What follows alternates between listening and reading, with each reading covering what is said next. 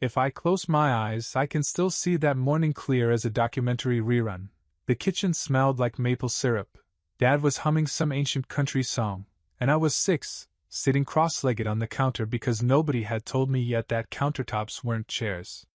He was flipping pancakes, smiley face pancakes, his Sunday special.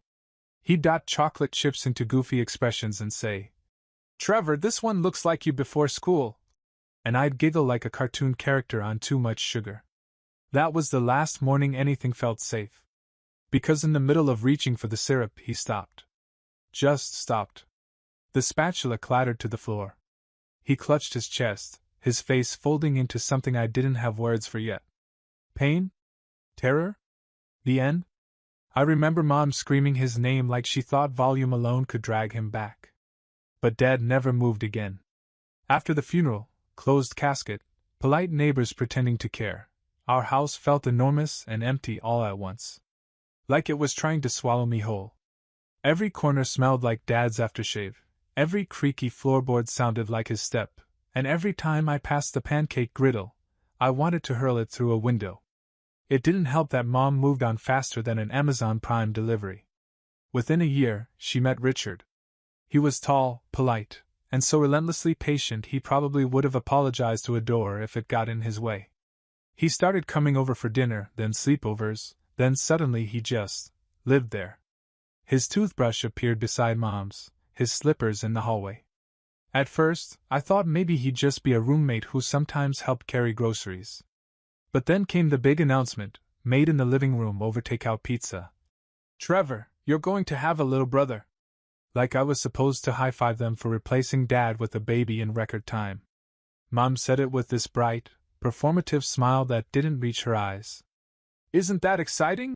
she asked. I wanted to say no. I wanted to scream that my father had only been gone for 18 months and maybe we should let his memory cool off before introducing a new cast member.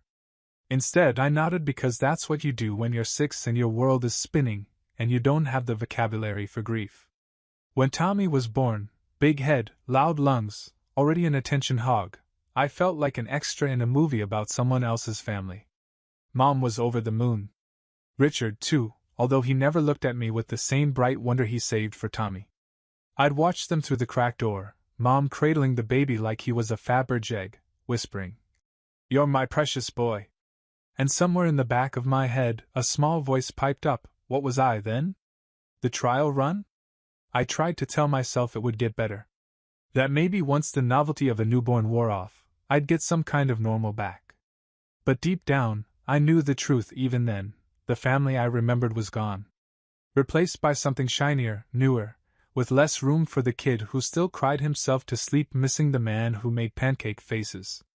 That was the first time I learned how easily love can be repackaged. How quickly you can become a footnote in your own life story. Tommy wasn't just a baby. He was a full-scale rebranding of our family. The moment he came home from the hospital, everything in the house rotated around his needs like he was a newborn son, and the rest of us were expendable planets. Mom quit her job within 6 weeks, claiming she just couldn't stand to miss a single milestone.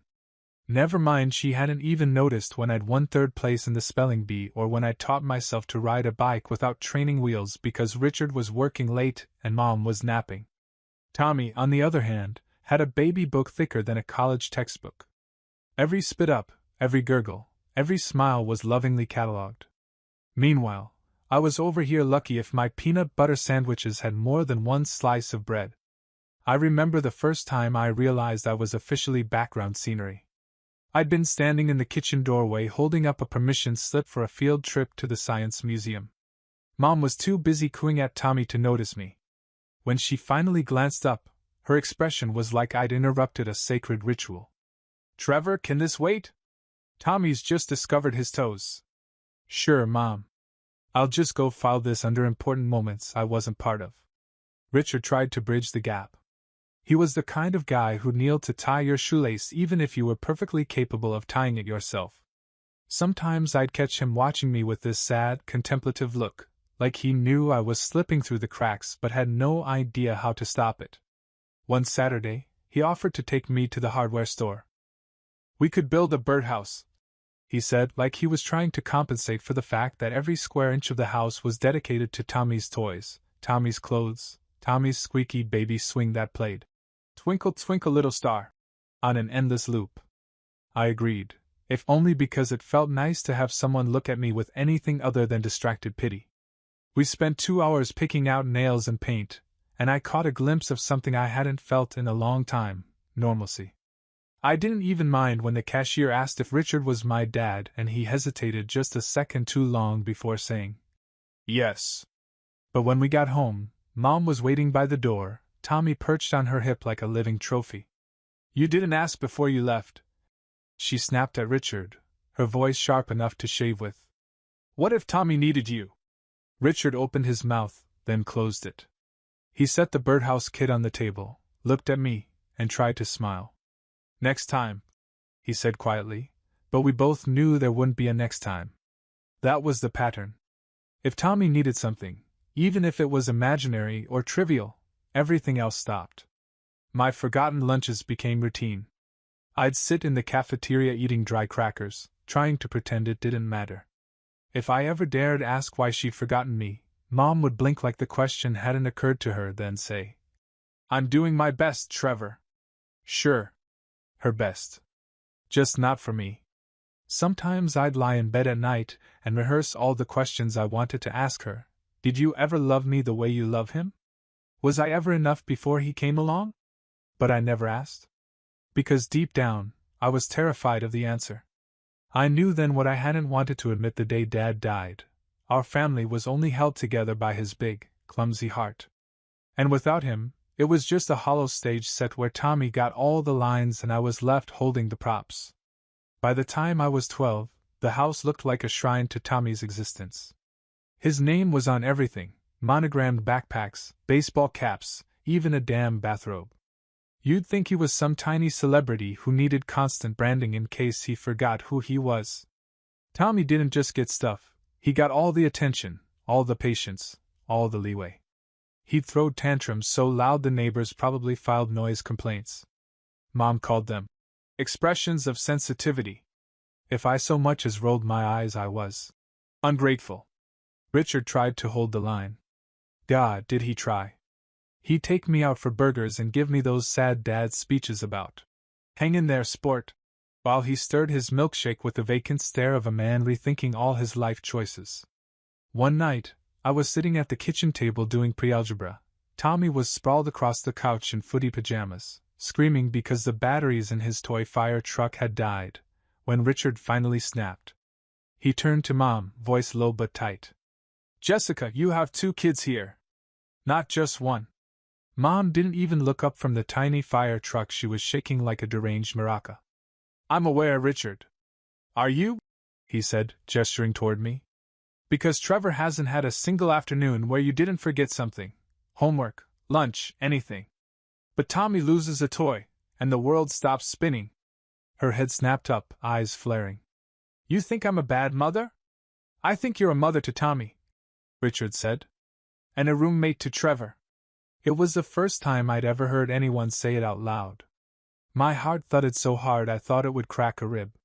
Tommy, apparently bored with his own meltdown, wandered into the kitchen mid-fight. He tugged Mom's sleeve. "I'm hungry." Mom reached for the cupboard. Richard stepped in front of her, voice rising.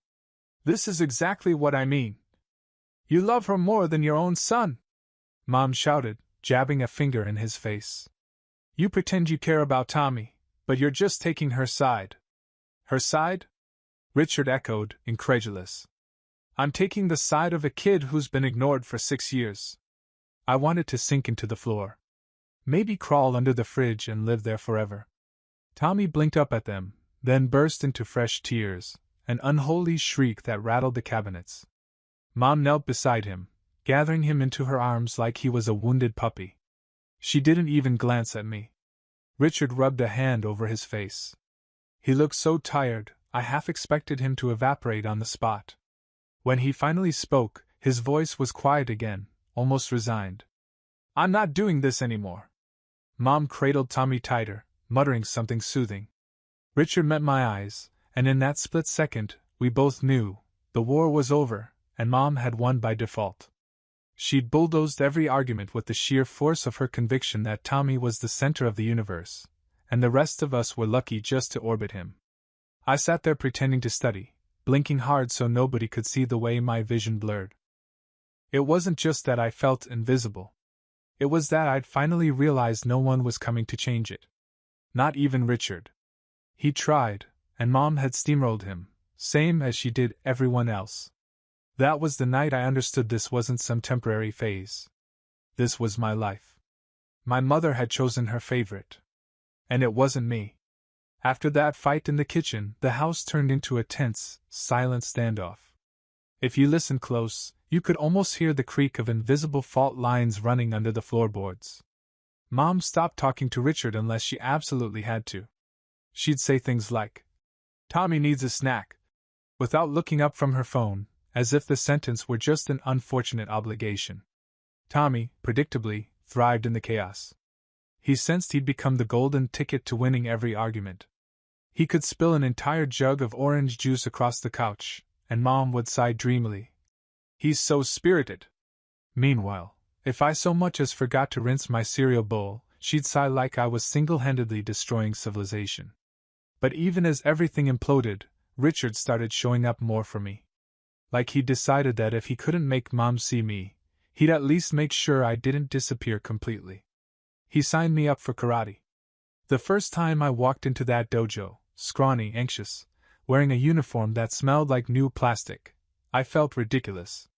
But Richard sat in the bleachers every week, clapping like I just cured cancer every time I managed to break a board. When I won my first yellow belt, Mom didn't come. She said she was too tired, which was code for "Tommy has a sniffle." I tried not to care. Richard, on the other hand, beamed like I'd won an Olympic medal. He took me out for burgers after, and we split a chocolate shake, even though he insisted he was watching his cholesterol. One afternoon, I came home from school to find Richard in the garage, working on a rickety old bike he'd found at a yard sale. He looked up and said, "Thought you could use some wheels. You know, independence." The seat was duct-taped, and the bell sounded like a dying cricket, but it was mine. Just mine. Tommy, of course, demanded a bike too. "A new one," he clarified, because heaven forbid he rides something second-hand. Mom bought him a brand new mountain bike within a week. The receipt alone probably cost more than Richard's fixer-upper. But you know what? I didn't care. Because when I rode that old bike around the neighborhood, the wind in my hair, I felt something that had been missing for a long time: freedom. Even if it was just for 10 minutes before I had to come back inside and be the invisible child again. Richard never said the words outright. "I love you, you're important." He wasn't that kind of guy. But every Saturday morning when he drove me to practice, every time he handed me a wrench and said, "Figure it out yourself, your brain's bigger than mine," he was saying it in his own way. Meanwhile, Mom's relationship with me kept eroding in tiny, stupid increments. She forgot my school picture day. Twice. She missed my middle school graduation to take Tommy to a dentist appointment he didn't even want to go to.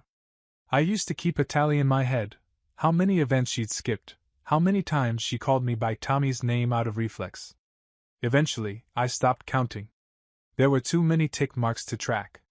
It was around then that I stopped expecting anything at all. I learned to get my own rides, make my own meals, pack my own lunches.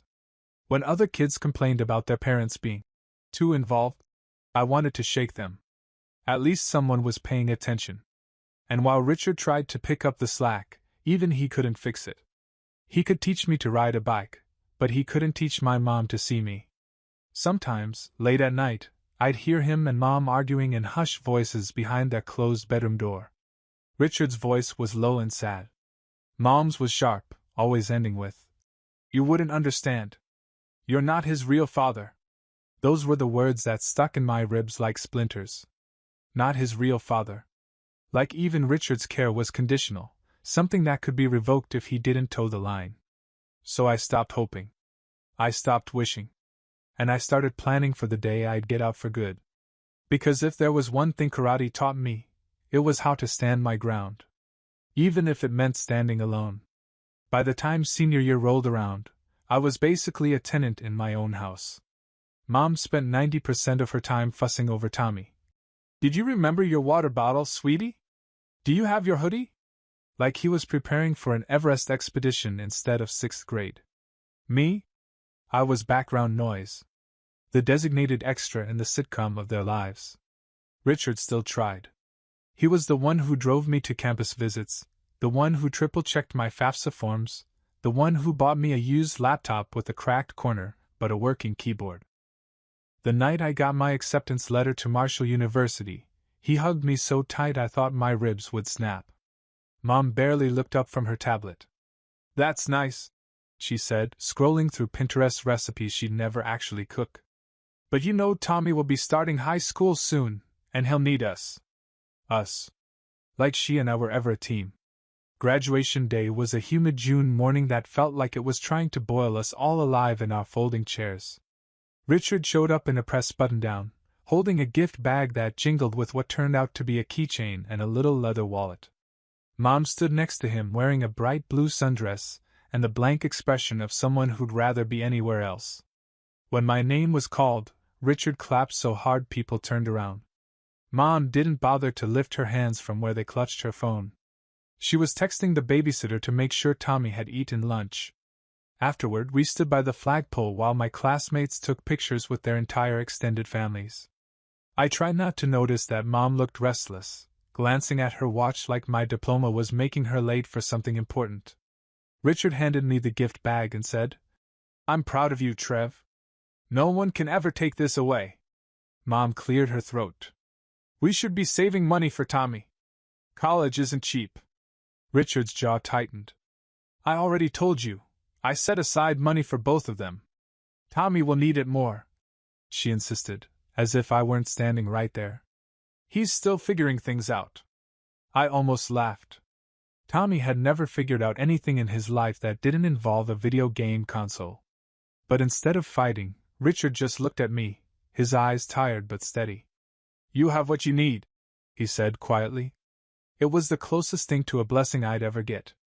Packing for college was a surreal experience.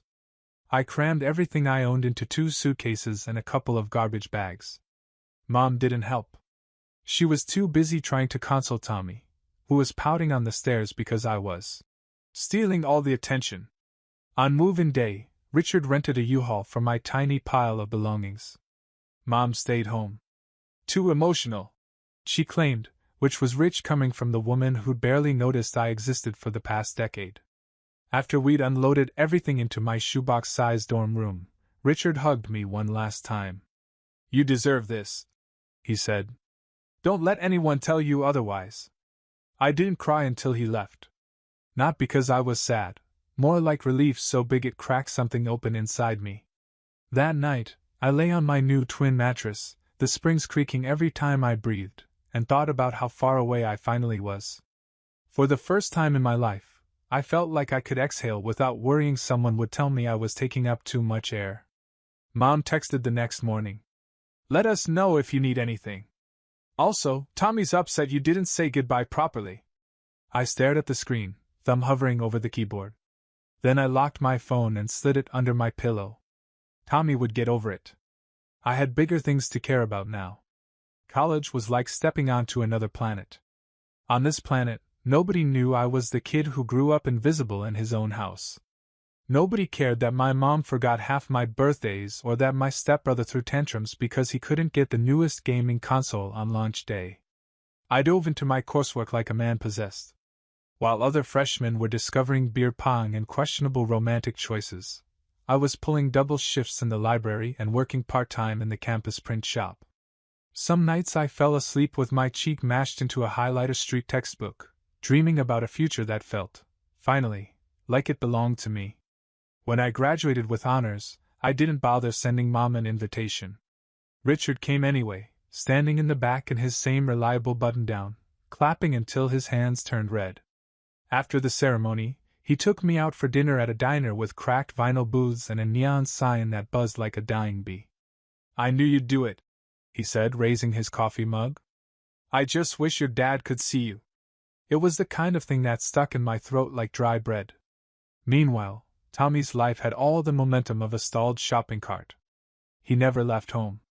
He bounced between community college courses he never finished, minimum wage jobs he quit in tears, and get-rich-quick schemes he abandoned the minute they required actual work. Mom called every few months to give me updates I didn't ask for. "Tommy's still trying to find himself," she'd say, like he was some long-lost artifact waiting to be excavated from the couch cushions. I'd hum non-committally while reading emails from clients or reviewing proposals. When I landed my first consulting contract, Richard was the first person I called. "That's incredible," he said, and I could hear the pride in his voice even over the crackly cell reception. I never called Mom. It's not that I wanted to hurt her.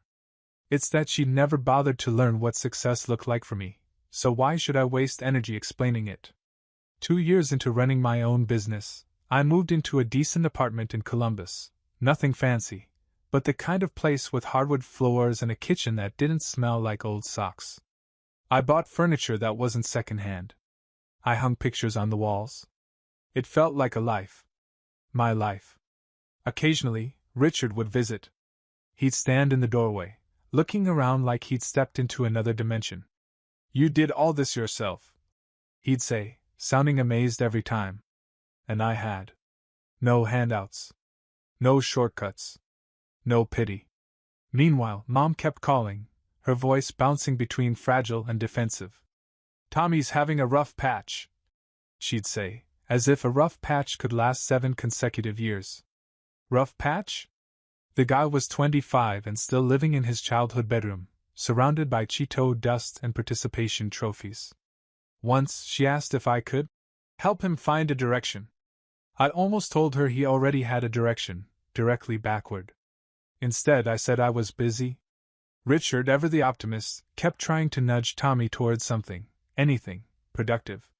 He'd call to vent sometimes. I offered to get him an interview. He'd sigh. He said mornings weren't good for his creative energy. Creative energy, I repeated, pinching the bridge of my nose.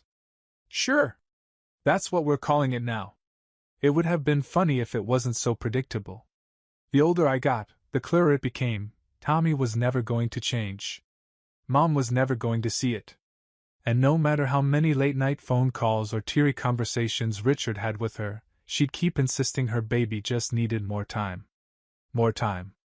More money. More excuses? I'd stopped hoping she'd ever realize she'd traded one son's potential for another's convenience. The difference was, I didn't need her to anymore. It was a Saturday morning when I got the call. I just poured my first cup of coffee, still bleary-eyed, scrolling through work emails I didn't really need to read. The number was Mom's. I almost let it go to voicemail. But some instinct, some leftover scrap of loyalty, made me swipe. Accept. Her voice was quiet. Flattened. "It's Richard," she said. He's gone. Gone. The word dropped into my chest like a stone in a dry well. Apparently it had happened just like with my dad. Heart attack. 1 minute he was making breakfast, the next he was gone. History repeating itself like a sadistic joke. I drove back to the old house for the funeral, the first time I'd set foot there in years. Walking inside felt like stepping into a time capsule that smelled faintly of lemon cleaner and defeat. Tommy shuffled past in wrinkled khakis, glued to his phone. He didn't even look up when I walked in. Mom was in the kitchen, clinging to a mug of coffee she wasn't drinking, eyes rimmed red. When she saw me, her face crumpled. "Trevor," she whispered, reaching for me. For half a second, I considered stepping forward. But then I remembered every single time she'd left me waiting. Every missed game, every forgotten milestone, every empty chair. I gave her a polite nod instead. The service was small. Richard's brothers, a couple of neighbors, a scattering of people who'd respected him more than my mother ever had. I sat in the back. I didn't need a front-row seat to the spectacle of Mom's performative grief. She sobbed into a wad of tissues, dabbing her eyes like she'd lost the love of her life, but I knew better. Her tears weren't for Richard. They were for herself. For the first time in 20 years, she didn't have someone to back her up when Tommy inevitably failed again. Tommy didn't even pretend to care. He played Candy Crush through the eulogies. When Richard's brother stood up to share a memory about how Richard used to coach Little League, Tommy actually groaned. I had to clench my jaw so hard it hurt. After the burial, there was a reception in the church basement. Cheap coffee, finger sandwiches, the smell of stale air freshener. I made a plate mostly to have something to do with my hands. Mom came up behind me while I was picking at a deviled egg. "Trevor," she started, voice wavering. "I know we haven't always connected." I took a slow breath. "That's one way to put it." Her chin trembled. "But Richard loved you." "I know," I said. "He was the only one who ever tried." She flinched like I'd slapped her. "You don't have to be cruel," she whispered. "I'm not being cruel," I said. "I'm being honest." She blinked rapidly, trying to rally. "We're still family."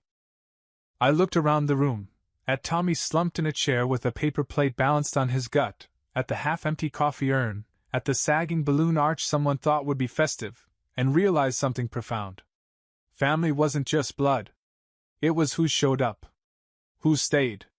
Who loved you without needing you to shrink. And that wasn't this woman. Not anymore.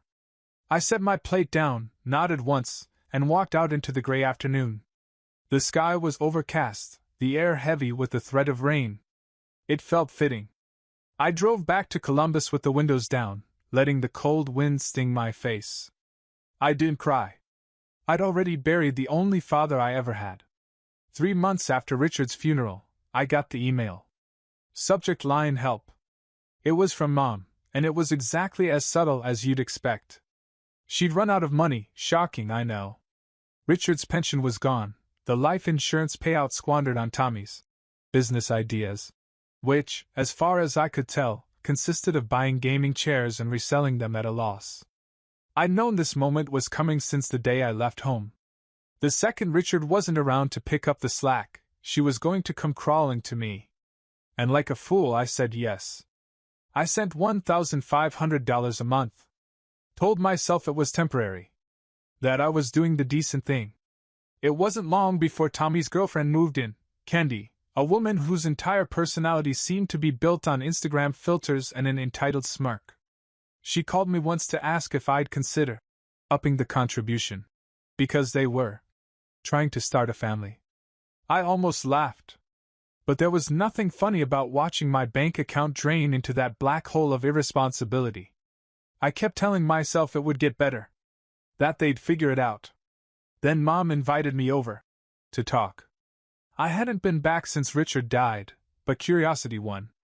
I drove down, parked in the cracked driveway, and walked inside. The place smelled like old pizza and scented candles trying to cover the rot. Candy was perched on the couch, Tommy beside her, looking like he just rolled out of bed. Mom gestured for me to sit. "Trevor," she began, "I know you've been helping us, and we appreciate it." I didn't reply. "But there's something I need to tell you." She pulled out a manila folder. My stomach went cold. "This is my will." She slid it across the table. I didn't touch it. "All of it will go to Tommy," she said quietly. "The house, what's left of Richard's savings, everything." Candy shifted in her seat, hiding a little smile she probably thought I wouldn't notice. I looked at Mom, waiting for her to explain. Waiting for any scrap of justification. She lifted her chin. "You've always been independent," she said. "You never needed me the way Tommy does. So this is a reward for his failure?" Her eyes flicked away. "He's my baby." I stared at her, feeling something inside me snap. "And what was I?" I asked, my voice low. For a moment, she looked almost sorry. But then she sighed. "I never loved you the way I love Tommy." The room went so quiet I could hear the refrigerator humming. I stood up. My chair scraped loudly against the tile. Tommy opened his mouth, probably to ask for rent money. "Don't," I said, my voice steady. "Don't ever ask me for anything again." Mom blinked, like she just realized the conversation hadn't gone the way she'd imagined. "Trevor." "No," I said. "We're done." I turned and walked out, shutting the door behind me with a click that felt louder than any slammed door. The next morning, I canceled the payments. My phone exploded with texts, calls, voicemails. How could you do this to your family? Your brother needs you. We're going to lose everything. I blocked them all. That night, for the first time in my life, I slept without guilt. 6 months later, I'd saved enough of that money for a down payment on a small condo. My own place, with clean walls and quiet mornings. Sometimes I still thought about Richard. About how he tried to stand up for me when nobody else did. I'd like to think he would have understood. That he'd be proud. I never heard from Mom again. And you know what? I don't miss her. Because in the end, their problems weren't mine to solve. They never were. And finally, I was free.